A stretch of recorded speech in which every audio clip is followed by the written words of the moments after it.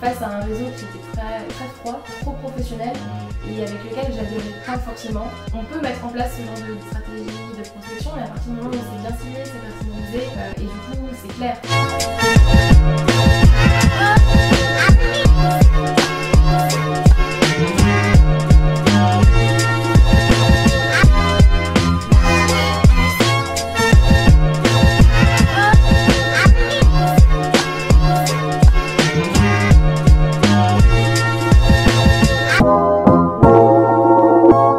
Aujourd'hui, je suis allé voir Pauline à Strasbourg, experte en LinkedIn. Je vous arrête tout de suite. On n'a pas parlé d'automatisation de messages. Vous savez, ceux que vous recevez tout le temps dans votre boîte de messagerie. Non. On a vu comment engager une communauté sérieusement pour atteindre différents types d'objectifs en fonction de vos attentes. Mais je vous en dis pas plus. Le reste est dans la vidéo.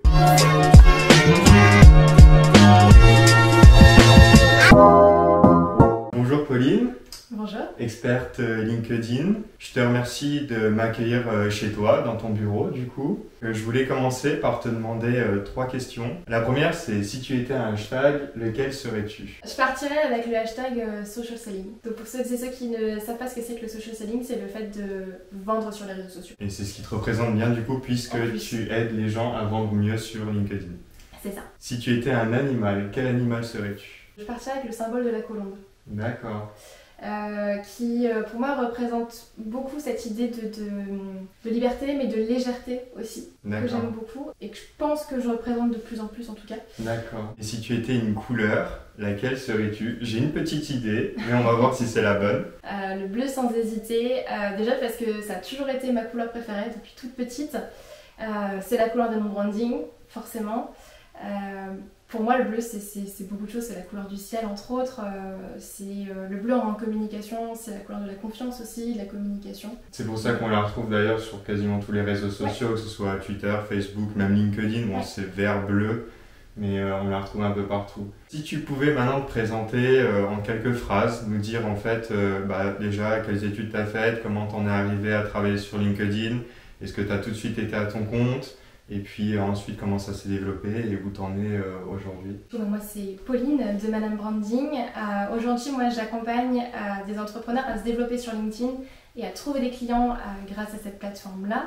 Donc concrètement, je vais retravailler leur positionnement avec eux, travailler leur profil LinkedIn pour qu'ils puissent se démarquer avec et sortir du lot. Et puis ensuite, mettre en place une stratégie de prospection et de communication pour augmenter leur visibilité et leur permettre d'avoir un flux entrant de nouveaux clients. Moi de mon côté, la première fois que je suis allée sur LinkedIn, je venais de rentrer à l'université. Et je me souviens, un de nos professeurs nous avait dit créez-vous un compte, ça peut être intéressant pour chercher des stages, chercher un job à la fin de votre cursus. Donc je l'ai fait. Ma première impression de LinkedIn n'était pas bonne, clairement, elle n'était pas bonne du tout. J'ai été face à un réseau qui était très froid pour moi, trop professionnel et avec lequel j'adhérais pas forcément. Très corporate. Ouais, très corporate et j'en voyais pas forcément l'intérêt. Donc je me suis un petit peu délaissée des réseaux au final. Ça t'a peut-être fait cette impression que j'ai eue aussi au début quand j'utilisais la plateforme de CV 2.0. Ouais. En fait, c'est juste remettre son CV sur internet, mais ça allait pas plus loin. C'est ça, et du coup, je voyais pas l'intérêt, j'étais pas très fan. Et après, je suis partie faire mes études au Japon. Je suis partie vivre à Tokyo pendant 1 an.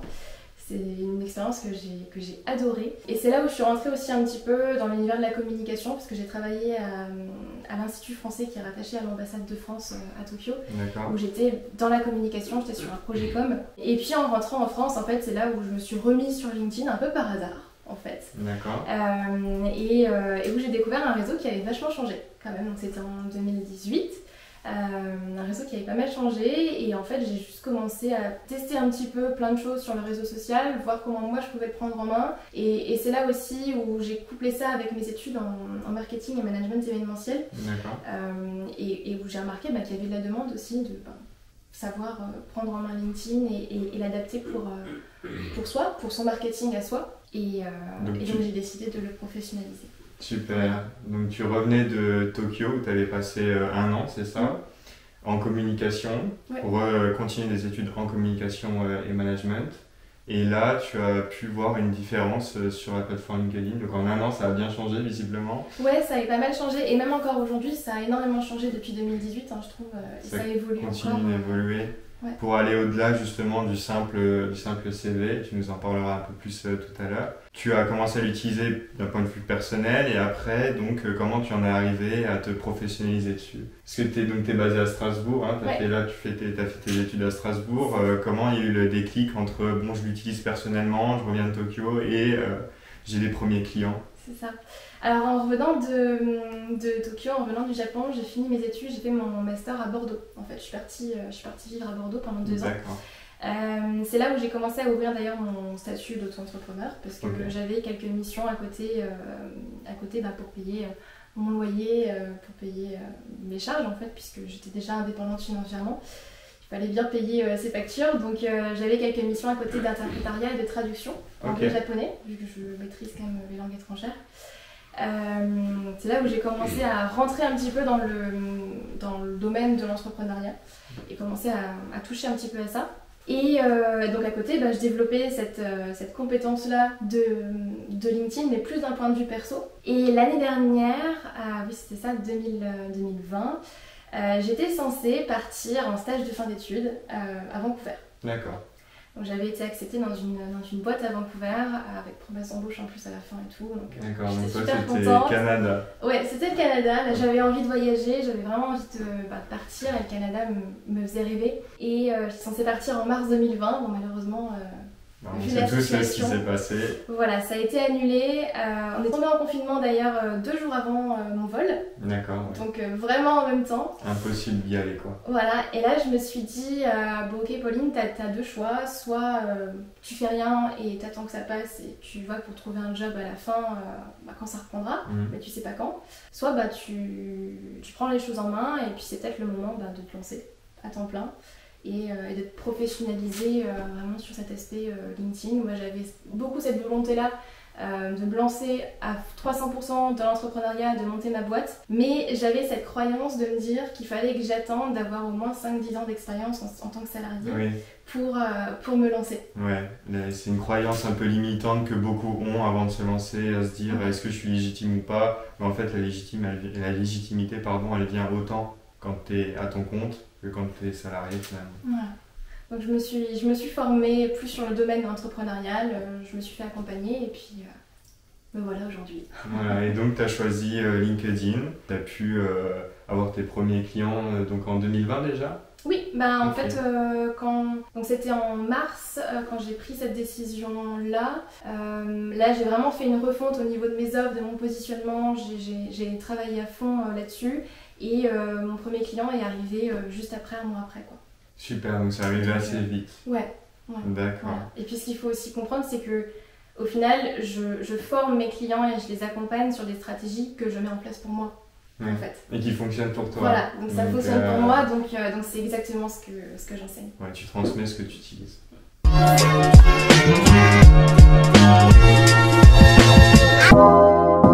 À quel type d'entreprise tu vas conseiller d'être sur LinkedIn? Alors moi de mon côté, je m'adresse à beaucoup d'entrepreneurs individuels, d'indépendants.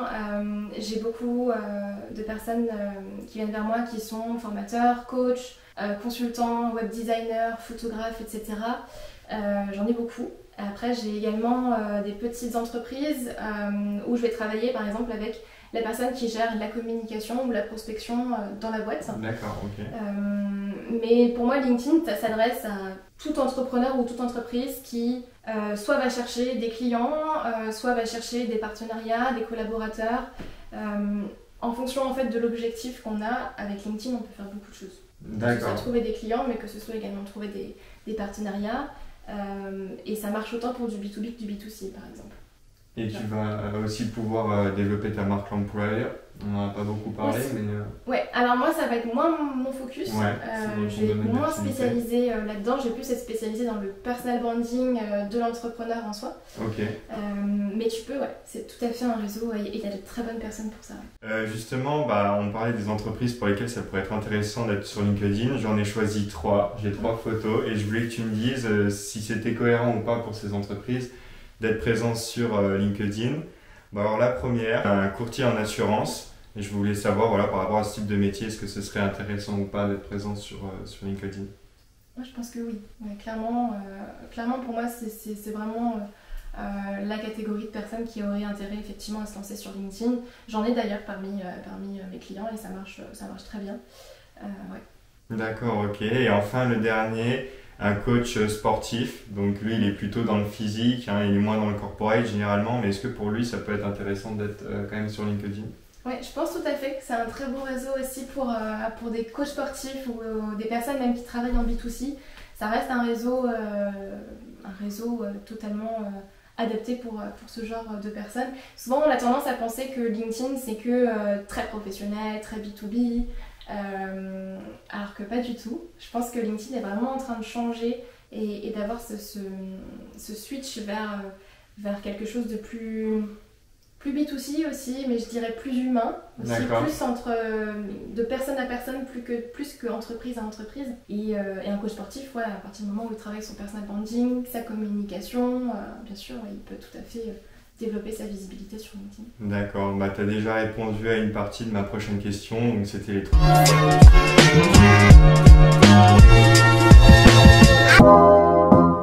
bénéfices d'utiliser LinkedIn. Donc clairement, bah, le premier, c'est que ce soit B2B ou B2C, on peut trouver des clients sur LinkedIn. Contrairement à ce qu'on pourrait peut-être croire, il y a aussi le B2B qui fonctionne. Est-ce que tu as deux autres bénéfices que tu pourrais nous donner? Déjà, une grande visibilité. LinkedIn, comparé à d'autres réseaux sociaux, en fait, ce qu'il faut comprendre, c'est que même si c'est un réseau social qui est né il y a quand même pas mal d'années, c'est assez neuf en termes d'utilisation. Et donc il y a peu de personnes qui sont vraiment actives en fait sur LinkedIn. Je ne sais pas si tu connais un petit peu les chiffres, mais en France il y a 21 millions de personnes qui sont inscrites. Présentes dessus, oui. Pas forcément présentes, mais inscrites. D'accord. Par contre, il n'y a que 9% de ces gens-là qui sont vraiment actifs. D'accord. C'est très très peu. Quand tu dis actifs, c'est les gens qui vont poster ou c'est aussi les gens qui vont juste regarder, scroller le mur? Alors pour moi, c'est juste des personnes qui vont commenter, liker, regarder les posts et être vraiment actifs sur LinkedIn. Et du coup, parmi ces 21 millions, il y a aussi seulement 1% des personnes qui publient du contenu. D'accord, ouais. Donc il y a 1% des personnes qui sont vues par le reste des 20 millions d'inscrits sur LinkedIn. Ouais, donc c'est une super visibilité, quoi. Il n'y a pas de concurrence en gros, c'est ça que tu as en train de... Il y a très peu de concurrence aujourd'hui sur LinkedIn, alors que c'est en train de bouger. Il y a de plus en plus de personnes qui commencent à comprendre l'intérêt justement et le potentiel qu'a ce réseau social-là. Mais il y a très peu de personnes qui publient, ce qui fait aussi que quand on a les bons codes, quand on a la bonne manière de faire, c'est facile, je mets des guillemets quand même parce que... Il y a toujours du travail derrière, de la récurrence, voilà. Mais ça reste quand même facile d'être visible et de décoller en termes de vue, en termes de visibilité et d'engagement assez rapidement si on fait bien les choses. D'accord, donc un marché, que ce soit B2B ou B2C, une visibilité rapide du fait qu'il y a peu de concurrence encore, même si le réseau est assez vieux. Ouais. Et un troisième? Et le troisième, je dirais, c'est un réseau qui permet de bien travailler aussi son branding, son image de marque et sa notoriété. D'accord, donc en travaillant sur LinkedIn, ça va nous aider pour le reste aussi, quand on va vraiment se créer une image, soit personnelle, soit de l'entreprise. Bah, aujourd'hui, les deux vont ensemble, et ça se voit d'autant plus sur LinkedIn. Les profils personnels sont vachement mis en avant. Oui.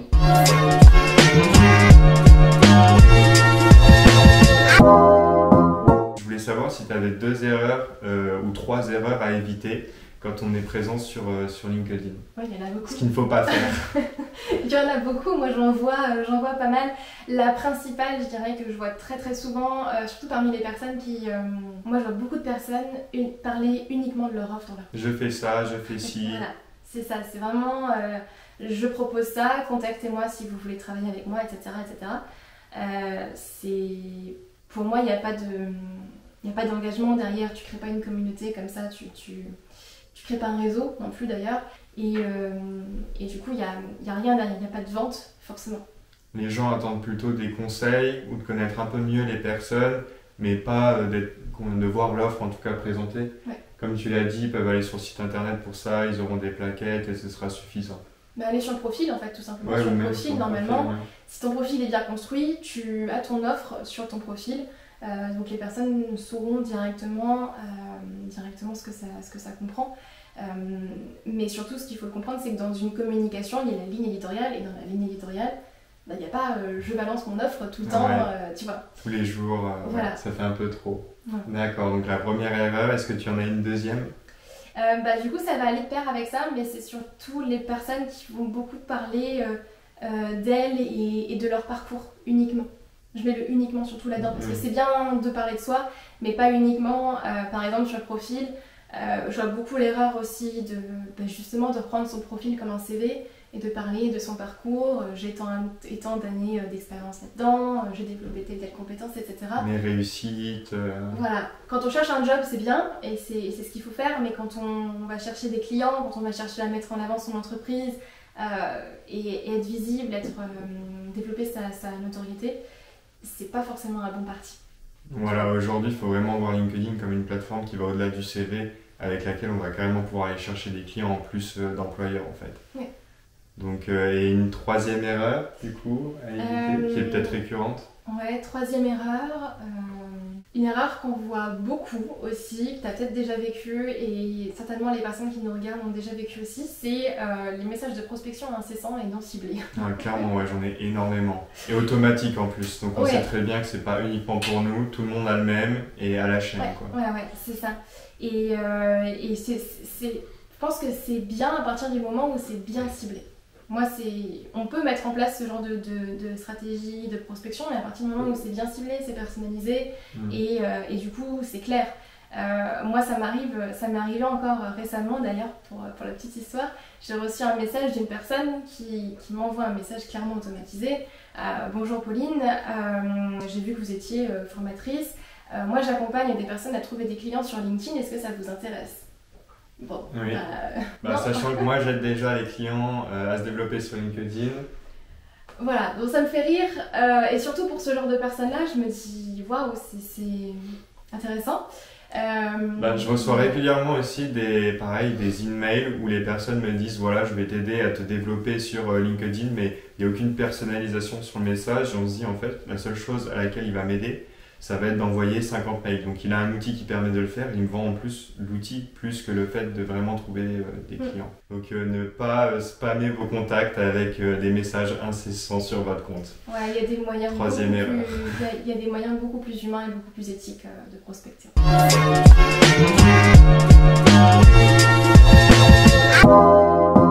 S'il y a 2 astuces, là on a parlé des erreurs, s'il y a 2 astuces à mettre en place pour mettre en avant son profil sur LinkedIn. Alors il y a une petite astuce que peu de personnes connaissent, enfin que ça commence à être connu. Est-ce que tu sais comment rajouter un vocal sur ton profil ? Non, pas du tout. Sur ton profil, en fait, tu as la possibilité de rajouter un petit audio, un petit message audio pour justement que les gens entendent ta voix et pour créer du coup ce premier lien avec la personne qui tombe sur ton profil. Et c'est hyper simple en fait à mettre en place. Et à la base, c'est pas fait pour ça. D'accord. C'est surtout ça qui est intéressant. C'est qu'à la base, en fait, on peut rajouter un petit audio sur son profil qui s'appelle prononciation du nom. D'accord. Qui est fait en fait pour les personnes qui ont un nom compliqué à prononcer pour que justement on sache comment le prononcer. Comment il s'appelle, d'accord. Voilà. Et ça se trouve au niveau de la photo sur le profil ? Alors en fait, ça se fait uniquement sur l'application LinkedIn sur le téléphone. Okay. On peut pas le faire sur l'ordinateur, mais on le fait sur le téléphone et dans les paramètres sur le profil directement en fait sur le petit crayon. Quand tu vas sur ton profil, tu cliques sur le petit crayon et tu as un onglet qui va s'appeler prononciation du nom. Et là, tu vas pouvoir enregistrer un audio de 10 secondes. Ok.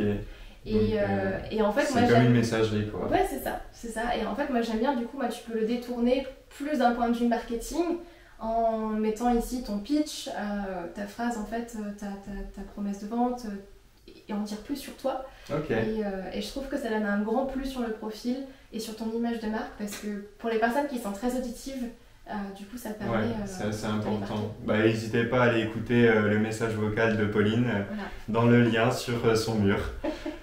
Et du coup, une deuxième astuce simple à mettre en place, et d'ailleurs celle-ci était très originale, je ne la connaissais pas, pour se démarquer ou en tout cas pour être mis en avant. Pour moi, la première chose à mettre en place pour vraiment clarifier qui on est, ce qu'on apporte à notre réseau, c'est le titre de son profil. Mettre en avant concrètement ce que je vais apporter à mes clients, si je cherche des clients, ou ce que je vais apporter à mon réseau, tout simplement. Plutôt que de mettre un titre très basique comme entrepreneur, coach, consultant, formateur, tu vois, cofondateur ou je ne sais quoi. Mettre plus quelque chose qui va marquer l'esprit des gens et qui va leur permettre tout de suite de comprendre concrètement ce que tu peux leur apporter. D'accord, donc en une phrase, voilà ce que je fais. Tout simplement en fait, à quelle problématique je réponds en une phrase. Et comme ça, si les personnes ont cette problématique, ça va les pousser en fait à regarder le reste de ton livre. Ouais, c'est ça. Ok, et super. Ça, c'est un peu le titre accrocheur. Après, ça reste important de garder quand même des termes comme formateur, coach, entrepreneur, cofondateur, etc. Ça reste important de les garder pour une question de référencement. Mais il faut qu'il y ait cette petite phrase d'accroche aussi pour se différencier. Donc la phrase d'accroche et on rajoute les mots du référencement par la suite. Moi, je te remercie en tout cas pour ces astuces, je pense que ça va être utile pour beaucoup.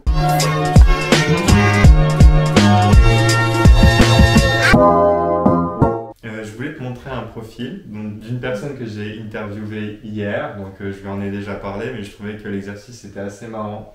Donc il m'a dit qu'il était présent sur les réseaux et c'est très bien, il arrive à développer quand même une clientèle dessus. Donc c'est un photographe qui s'appelle Francesco et son LinkedIn, bon il est déjà rempli, hein, je pense qu'il a déjà fait une première étape et je voulais savoir par rapport à tes conseils s'il y avait 2-3 choses qu'il aurait pu améliorer pour être mis en avant, voilà, s'il y avait 2-3 petits axes d'amélioration. Donc sur son profil, je vais te le montrer de plus près. Ouais. Si tu veux. Je vois un petit peu l'ambiance, mais c'est top. En tout cas, la photo est bien. La photo est top. Après, bon, c'est un photographe, donc je pense que... pareil, tu vois, par exemple, au niveau du titre... Bon, après, c'est un photographe, donc on sait concrètement ce qu'il va faire. Mais peut-être qu'il a un positionnement particulier ou quelque chose qu'il veut faire ressortir sur ses photos, qu'il pourrait, par exemple, mettre en avant, tu vois, sur ce titre. D'accord, donc par exemple s'il propose des services en photographie plutôt spécifiques, il m'avait parlé notamment du still life qu'il apprécie beaucoup, il pourrait le mettre dans son profil directement. Tout à fait, ouais. Ok, super. Tout à fait. Par exemple, tu vois aussi un autre exemple, là dans la zone info, ce qui est dommage c'est que son site internet n'est pas cliquable. Oui. Ici. Donc il faut que les gens copient-collent. En fait, ce qu'il pourrait faire, à la place de mettre le lien dans la zone info, c'est de mettre, tu sais, ce qu'on appelle la sélection de contenu. D'accord. Tu vois ce que c'est? Du coup, sur le profil, tu mets une sélection de contenu, ce qui fait que ton lien est cliquable. D'accord, ok. Et du coup, les gens cliquent plus facilement que copie-colle. Ouais, parce que là, du coup, il faut copier, il faut coller, il faut copier, il faut coller, effectivement, et du coup, ça prend plus de temps. Ouais, d'accord. Ouais, donc déjà, remettre en avant les services qu'il propose donc, sur son profil, et dans la partie info, il peut avoir un moyen de mettre un lien cliquable. Ouais. Et ce qui est génial en plus dans la sélection de contenu pour lui, c'est qu'il peut mettre également un book, tu sais, ou des exemples de photos qu'il aurait faites et qui du coup donne une vitrine aussi vraiment de son activité. Ok, super. Donc vraiment cette sélection de contenu. Ouais. Et au niveau de son expérience pour finir, est-ce que tu vois des choses qui pourraient être améliorées? Moi, il y a une chose, je pense, qui manque peut-être sur le profil, ce serait un appel à l'action. D'accord. Pour moi, un profil LinkedIn, j'ai l'habitude de dire que c'est un petit peu comme une page de capture, tu sais, ou une page de vente, où le produit c'est toi en fait, où tu vas te vendre toi. Et l'idée, c'est que du coup, dans cette idée-là, un profil, il faut qu'il y ait un appel à l'action derrière, une action particulière que je vais demander à faire par mon visiteur pour l'amener plus loin en fait dans le schéma de vente ou dans le... Donc par exemple là, ce serait d'aller sur le site. Mais ça passe par avoir un site cliquable déjà et en plus peut-être des informations qui poussent vraiment les gens à aller dessus. Ouais. Ça pourrait être ça, ça pourrait être réserver un appel, ça pourrait être télécharger quelque chose d'offert par exemple, regarder une vidéo en particulier, mais c'est juste amener en fait ses prospects, bon là du coup c'est plus marketing, mais c'est amener en fait son prospect à faire une action particulière pour le faire remonter dans son niveau de conscience et l'amener, tu vois, le qualifier en fait pour l'amener déjà vers une vente peut-être potentielle plus tard. C'est lui dire, si tu viens sur mon profil, c'est pour une chose précise, il faut que tu fasses ça. Oui, voilà, c'est ça. Super, je te remercie pour cette belle explication. Donc il pourra voir la vidéo et améliorer son profil qui est déjà bien quand même. Oui, il a déjà bien. fait le minimum.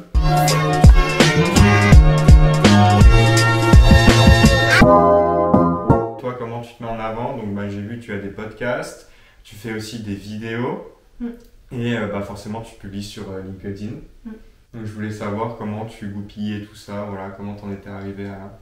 Alors déjà aujourd'hui, LinkedIn c'est mon levier d'acquisition principal. C'est sur LinkedIn que je communique le plus. J'ai une page Facebook mais c'est très léger.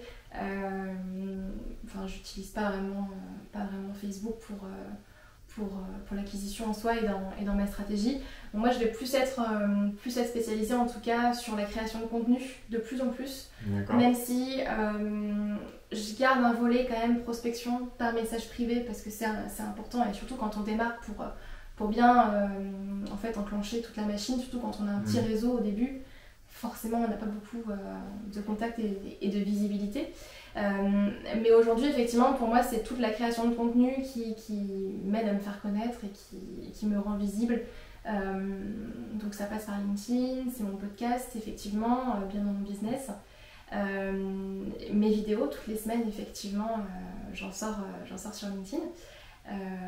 J'ai vu que tu es très régulière là-dessus et c'est ce qui est important finalement sur les réseaux parce que quand on voit un post ça reste quelques heures et après ça disparaît, il faut vraiment régulièrement publier et ça tu le fais vraiment bien. Tu fais partie des 0,1% qui publient régulièrement. Il y a ceux qui publient régulièrement. Ouais, c'est vrai que la régularité c'est ultra important et je le répète sans cesse à mes clients parce que c'est vraiment ce qui va tout changer en fait. Entre quelqu'un qui va publier une fois par-ci par-là et qui au bout de 6 mois vient me voir et me dit je comprends pas, ça marche pas. En général c'est parce que c'est pas régulier à la base. Et entre une autre personne qui va publier de façon plus régulière et qui va être vraiment présente sur le réseau social, forcément ça prend moins de temps aussi pour décoller, les résultats arrivent plus rapidement. Ok, super. Donc avec tout le contenu que tu es en train de créer, tu n'as presque plus besoin de prospecter en direct. Les gens viennent à toi directement. Presque plus, ouais. Je prospecte plus du tout. En fait, ça fait à peu près 6 mois, un peu plus maintenant. Depuis janvier, en fait, à peu près janvier 2021, que je prospecte plus du tout. Donc on voit vraiment là la puissance quand même du réseau, quoi. C'est de se dire là, c'est les clients qui viennent à nous. Certes, il y a un très gros travail derrière, mais on n'est pas obligé d'aller les chercher un par un, ils viennent à nous. Et du coup, quand ils viennent, surtout ce que j'aime bien avec la création de contenu, c'est que quand les prospects viennent, au final, pour moi, ils sont plus qualifiés. Parce qu'ils ont déjà vu du contenu, ils savent ce que je peux leur apporter, ils connaissent aussi mon énergie, ma patte, etc. Donc je sais que ça va fitter déjà. Ils ont entendu ta voix, ils t'ont vu dans les vidéos et ils t'ont lu aussi via tes posts. Donc ils te connaissent finalement. Oui, donc au final, effectivement, ils me connaissent déjà beaucoup mieux. Donc le courant passe plus facilement aussi. C'est plus sympa pour moi, c'est plus sympa pour eux. Ok, super. Et toute cette inspiration, tu l'as trouvée où? Parce que tu fais énormément de choses quand même. Enfin, moi, ça m'impressionne, je trouve ça vraiment bien. Comment t'en es arrivé à là? Alors c'est une bonne question. Déjà je pense que je suis quelqu'un qui observe beaucoup. J'observe beaucoup ce qui se fait et pas forcément sur LinkedIn mais ailleurs aussi, que ce soit sur Instagram, Facebook ou même pas forcément des réseaux sociaux mais sur des blogs, etc. Donc j'observe beaucoup ce qui se fait et puis ensuite je vais l'adapter avec mon branding, ma sauce et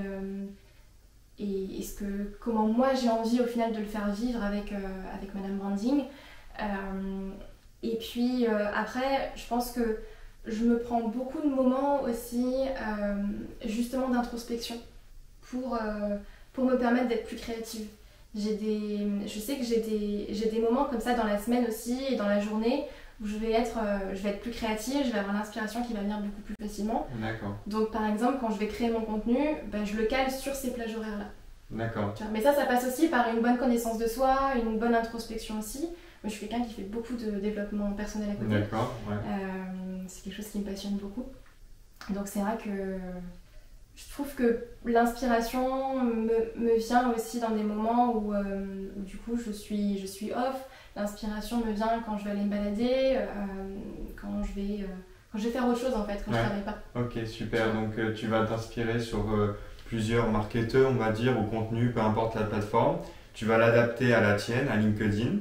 Et ensuite, une fois que tu auras vu tous ces contenus, etc., tu vas te prendre un peu de temps pour toi, tu vas aller te promener et c'est en te promenant, tu te dis ah tiens, je peux faire ça, je peux faire ce contenu-là. Ouais, c'est un peu ça. Et c'est pas forcément que des marketeurs d'ailleurs, ça peut être d'autres personnes diverses et variées, mais ensuite je vais adapter à moi en fait et je vais adapter à qui je suis et à ce que j'ai envie de transmettre. Et après, moi, il y a beaucoup de mon contenu aussi qui vient de mon réseau et de mes clients. Ok. C'est-à-dire qu'à chaque fois qu'on va me poser une question, à chaque fois qu'on me fait une réflexion particulière, je le note. Et je sais que ça peut me faire un post, ça peut me faire une idée en fait de sujet. Parce que c'est une problématique que quelqu'un a déjà trouvée, donc forcément il y a des intéressés pour ça. Super intéressant. Donc en fait, pareil, à partir du moment où on commence à développer sa communauté sur LinkedIn ou autre, on a des idées qui vont venir en plus grâce à sa communauté, donc du contenu, etc. Ouais, c'est ça. Après, ça s'auto-alimente en fait. Au final, le travail que je fais me revient puisque j'ai des retours des personnes qui me suivent. Et des questions particulières, des remarques. Donc moi je m'améliore déjà avec leur feedback et en plus de ça je peux leur délivrer du contenu qui est adapté à eux, qui répond à leurs questions et c'est beaucoup mieux en fait.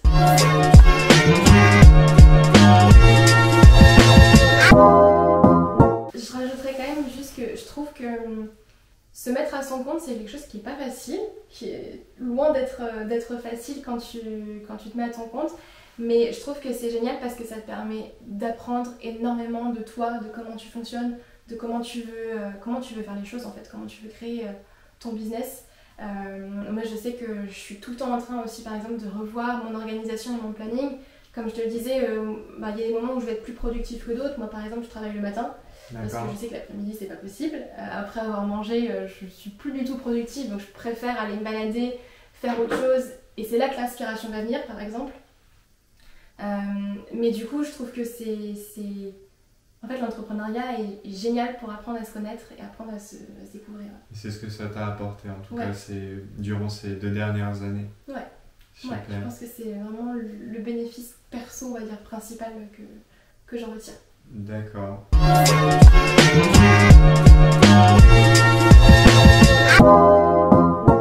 Au futur de la plateforme. Comment tu vois la plateforme dans 5 ans, 10 ans? Tu m'as déjà beaucoup dit qu'elle a évolué en peu de temps, donc j'imagine qu'elle va être amenée à encore évoluer. Est-ce que toi tu as une idée de la manière dont ça va se passer?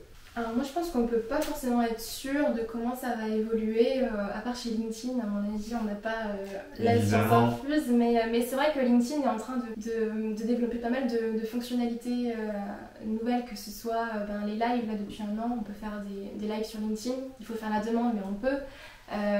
L'audio par exemple qui est arrivé sur le profil, il y a le mode créateur qui vient de sortir pour les créateurs de contenu. Donc tu vois par exemple LinkedIn met en place des fonctionnalités pour les créateurs de contenu alors qu'on n'est que 1%. Oui. C'est quand même assez dingue. Donc moi je pense qu'on tend beaucoup plus en tout cas vers plus de la création de contenu que de la prospection pure et dure par message privé. Mais surtout je pense que LinkedIn est vraiment en train de switcher sur un réseau qui est beaucoup plus, pour moi, beaucoup plus convivial, beaucoup plus humain, qui est vraiment basé sur l'échange en fait. Tu vas vraiment échanger avec les gens où t'es pas là que pour le business.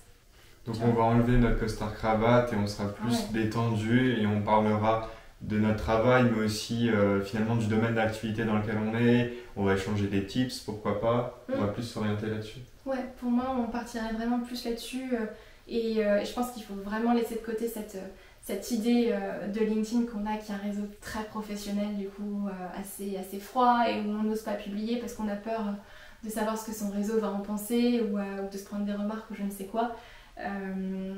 Quand on s'y met et qu'on fait l'effort d'aller publier et de tester, on se rend compte que c'est un réseau qui est ultra bienveillant en fait et qui est...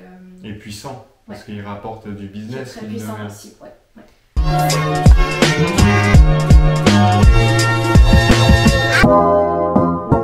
Et du coup super, et toi comment tu te projettes d'ici à 5 à 10 ans dans ton avenir professionnel? C'est une bonne question.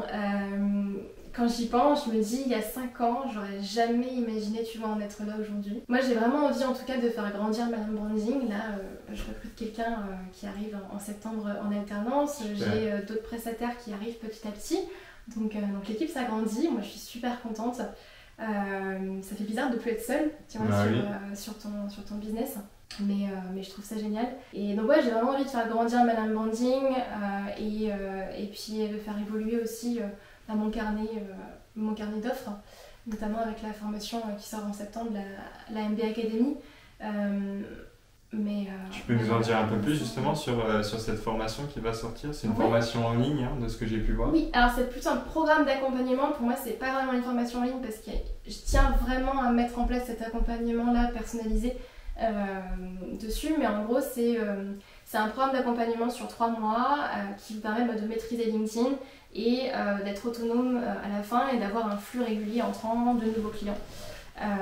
Donc en fait, chaque semaine, on a une nouvelle thématique, que ce soit le profil, travailler son réseau, obtenir des rendez-vous, créer des posts, etc.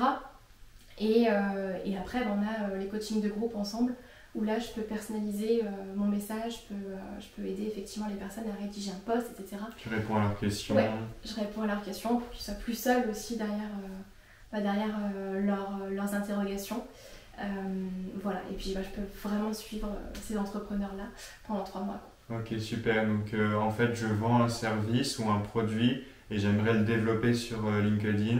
Je viens de voir, je suis cette formation de 3 mois et l'idée c'est qu'en 3 mois, on a vu en gros la totalité des possibilités de LinkedIn et je suis autonome à la fin pour pouvoir gérer mon profil et avoir mes premières ventes aussi. Je pense qu'en 3 mois, on peut commencer à avoir du résultat. Ah oui, en moyenne, si tu veux, c'est une moyenne à peu près. Mes clients obtiennent leur premier vrai résultat, leur première vente au bout de 2-3 semaines quand on a clarifié le profil. Okay. Une fois que le profil est vraiment clarifié, que l'image de marque est travaillée et que la stratégie en fait est en place, c'est là où on obtient les premiers résultats de visibilité et de vente du coup. Ok, super. Bah écoute, merci Pauline en tout cas de m'avoir accueilli chez toi dans ton bureau à Strasbourg. Et puis j'ai hâte de suivre tes aventures, qu'elles soient en podcast ou en vidéo, en live sur LinkedIn. Et je vous invite aussi à aller la voir, la suivre. Donc c'est en lien de la description. Je te remercie. Merci à toi.